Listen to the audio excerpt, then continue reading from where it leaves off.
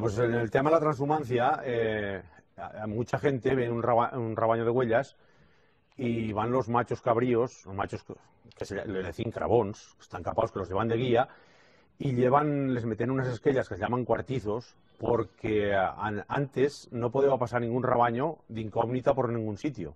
Porque un rebaño de, por ejemplo, que iba de transhumancia, que iban 2 o 3 mil huellas y pasaban silenciosos, podían hacer mal, y se podían comer un campo de trigo y no darse cuenta ninguno.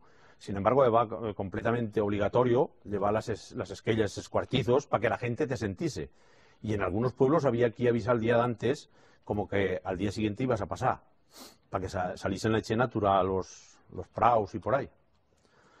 Sí, y luego, pues bueno, esto de las cabañeras está perdido de todo, porque cabañeras que eran de 70 metros de anchas, ahora queda 20 metros. Pues, las cabañeras son los pasos reales, las carreteras de los rebaños, que van desde Francia a Cádiz, cruzando España.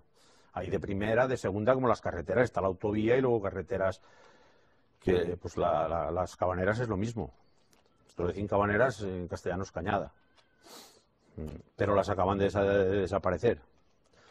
Nosotros subimos de la tierra baja, de abajo de la parte del finca, en una ocasión, en una zona, van a salir los guardas forestales y nos van a decir, oye, si queréis conservar esto, os tenéis que llevar los sembrados por delante, porque la gente sembraba a nada.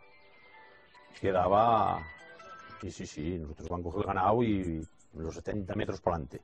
Y nadie va a decir nada. Y al año siguiente ya no le van a llevar. Estaba sin sembrar.